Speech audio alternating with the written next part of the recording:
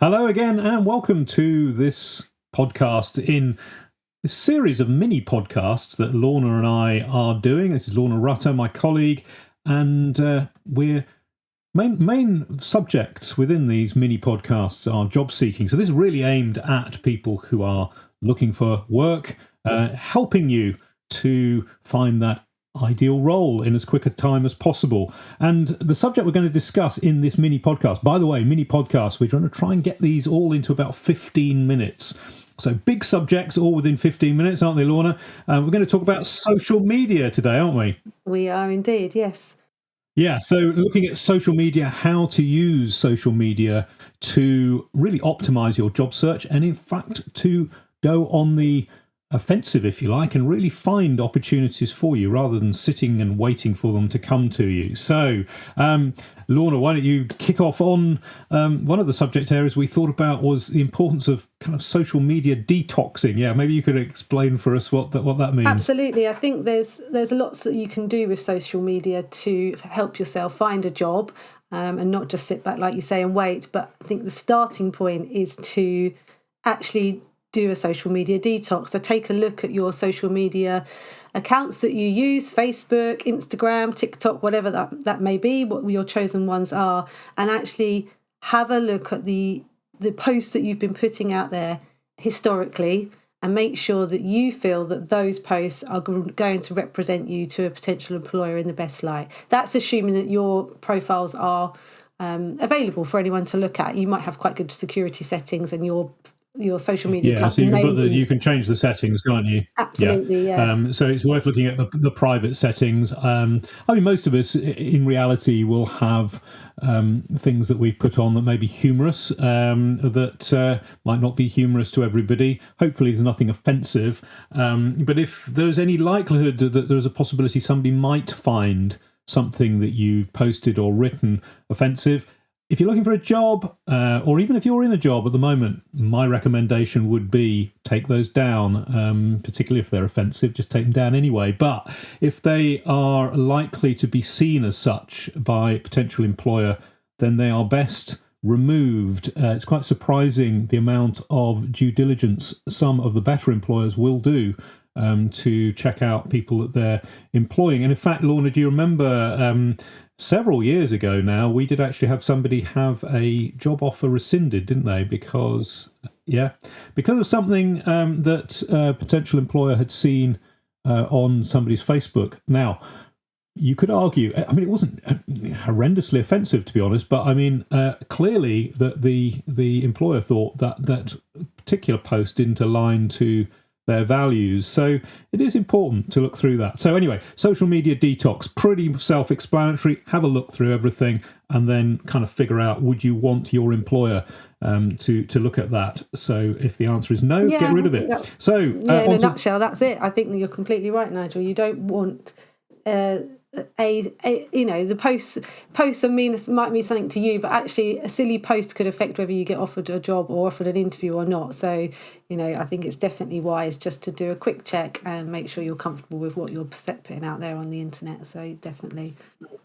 No, very true. I mean, obviously this has to be balanced as well. I mean, humour's great, by the way. You're not suggesting one shouldn't have humorous things on your social media. And in fact, for those of us that sometimes post memes, then I mean they can provide a great deal of amusement. And in fact, Lorna and I have recently launched a new Facebook page which is called Top Tips for Job Seekers. You can find that on Facebook, and we are posting memes on there. They're just things which are amusing, which are related to job seeking. Certainly make us chuckle, don't they? Well, that's chuckle. Yeah, it might not make everybody, but who cares? They're not offensive. It's worth noting, Nigel, also that it is questioned whether employers should look at someone's personal social media accounts as part of their due diligence process when going through the hiring process. But companies do it, so it's best to have everything in check and lined up and representing yourself in the best way to avoid anything that could be questioned at a later date in a recruitment process.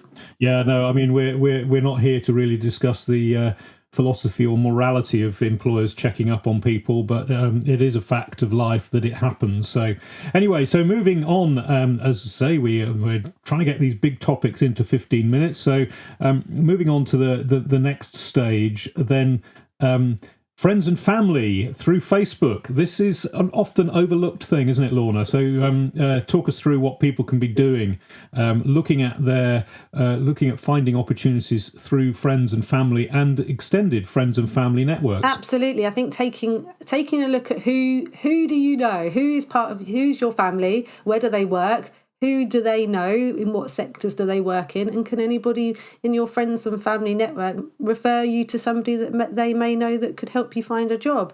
They may be hiring themselves, or they may know people that they can refer you to. So it's absolutely essential that you kind of cast your net quite wide and let as many people know as possible that you are searching for a new job and what type of job you're looking for, because it might be that you're not aware that your cousin's best friends with someone that wants to hire a social media person, for example. So the more you talk to people, the more that you use your network to express your interest in the type of job you're looking for, then there's a and I mean, obviously this does to some extent depend on the level of the person that's looking, and also as in seniority, but also perhaps the amount of confidentiality there is about it. If you want to keep the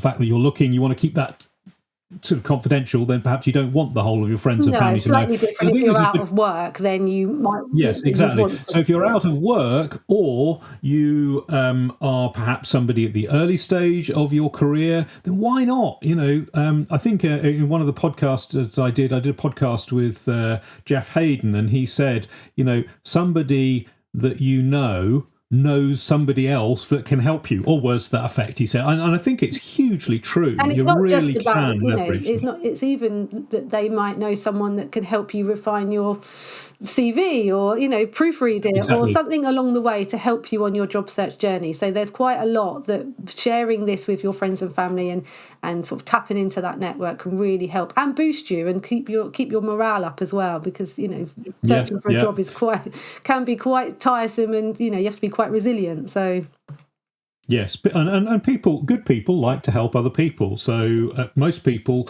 in life, if they're reasonable people, will know that there have been many points in their lives when they've been helped by others, sometimes friends, sometimes families. So yeah, it's a really good point. Don't overlook that opportunity, particularly if you're earlier in your career. So the next piece, which is a really big topic, so we're going to try and get a reasonable number of aspects of it covered in 5 minutes. Looking at LinkedIn really as a platform. Now, there are some similar platforms for any listeners who are in Germany, for example. There's a platform there called Zing, which is very similar. I think there are other ones in other parts of the world, but the predominant one for this type of activity really is LinkedIn, isn't it? And so I suppose, Lorna, we can think about some to get out in the next 4 or 5 minutes. What are the key things, should we say, about LinkedIn and using that for your job search? I think first and foremost, just making sure that your LinkedIn profile highlights you in your best light and your skills and achievements, so that if any employer comes across your profile, then they've got all the key information that they need in order to assess whether they want to make contact with you. But equally, I think you can use LinkedIn in a more proactive way to identify companies and people that you'd like to work for. So rather than just using it as a job search tool and searching for jobs on LinkedIn, you can actually proactively look up companies, do your research, see if they're companies that you potentially would like to work for, and then once you've decided that, have a look to see who could be, I think we've called them in the past decision influencers. So people within those companies who might be able to help you connect with people that could be hiring within those companies, or people just to submit your CV to start the process and start engaging with that company to potentially, down the line get an interview for a job that may or may not be live at the moment. So yeah, we know somebody recently that we helped, didn't we? Yes. That she found a job by approaching a senior person within the company and saying, this is what my profile is, I'm really interested in your company. And they came back and said, well, we don't have a role at the moment, but we're that interested in your profile that we'd like to have a discussion with you. And she ended up getting a job. And it takes a lot of work and sometimes a bit of guts to do it this way. And I think your but approach it is has a to be very, quite very, refined. It's not. I yes. think you have to think about how you're wording things and how you're, the people that you're approaching, because you might not necessarily be approaching the right people to start those conversations. So it does take research and it does take time, but it's certainly and a little bit of humility as well, doesn't it? It is about demonstrating to somebody that you're interested in them and their company, and you'd like to engage with a conversation. So I think, thinking about it and perhaps summarising some of what you just said there, Lorna, I think there's fundamentally three things with LinkedIn. The first is, rather like your CV, is to make sure it's well presented and it's accurate and it's honest. So Lorna's absolutely right. You need to make sure that if somebody comes to look at your profile, it explains who you are. If you're a job seeker, it's a really, really important thing. And by the way, for those people who aren't aware, a lot of companies now are employing what they call talent acquisition, and talent acquisition spend a huge amount of their time looking at LinkedIn profiles, as do recruiters as well. So you need to make sure that that's a marketing tool for you, don't you? Yeah, absolutely. I think it's worth noting that LinkedIn does have a facility to mark your account as open to work. So your profile Yes. picture will have I think it's green at the moment, and a little slogan that says open to Yeah, work. and I think that's. I actually think a quick comment on that. Actually, you see some stuff online about people saying, "Oh, you shouldn't put that because it says you're desperate." That's absolute rubbish, folks. Yeah, I I mean, agree. it really is. There are some great people I've come across that have put that on there. When I've been looking for people, then if I see that, I think, "Oh, great, they're going to be more receptive to my approach." And engage in a So it's not conversation. desperate at all. It's a very sensible thing to do. If you're open to work and there's no harm, it's obviously not sensible to put that on there if your employer doesn't know you're looking for a job. But it's really good point, Lorna. Thank you for reminding us on that one. So I think three fundamental things. One, make sure that your profile is really, really clear what it's about and it's honest. And the second thing is there's loads of jobs advertised on LinkedIn. So look at those, see which ones are appropriate. And then that third piece, I think, has huge potential for people, which Lorna's just described, which is engaging with individuals within companies that might be potential employers for you. And even if they don't have a role, you're starting to network, build your network, and you never know where those opportunities are going to go, do you? So yeah, I think there's huge opportunity. Anything else on LinkedIn we should talk about? I mean, it's a huge subject, isn't it? We could talk about it for hours, but those are probably the key things. I think aren't they are the key things, Nigel. If you are applying for jobs or you do send a connection request or an in-mail on LinkedIn, then don't just sit there and wait. Follow up. Make sure that you are following your own process. And if you submit your CV and you haven't heard back in a week, make sure you follow up. Make sure that you are proactive in your activities to find a job, and don't just sit back and wait for someone to come to you. Yeah, absolutely. And also, I think you touched on it about your morale. It's really, really good for your morale to have a process which you can follow. And LinkedIn, and for that matter, what we were talking about with Facebook, all of these activities give you something that you can get on with rather than, we talked on one of these other podcasts about using recruiters, and it's a hugely important aspect of your job search. But you can really go proactive with social media. Start writing articles if you feel able to raise your profile.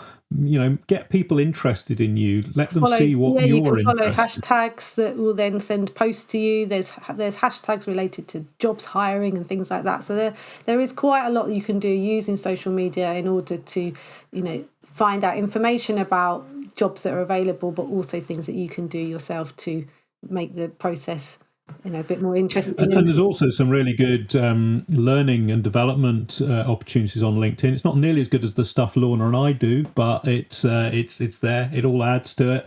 But anyway, that's almost coming up to our 15 minutes, and we have achieved it. Big subject in 15 minutes. Again, Lorna, hope that those of you that are listening have enjoyed this. We're going to be doing lots more on information for job seekers. So top tips for job seekers is on Facebook now. So if you want to go there, you'll find all sorts of other useful information. And good luck in your job search, and have a great day. Have a great day.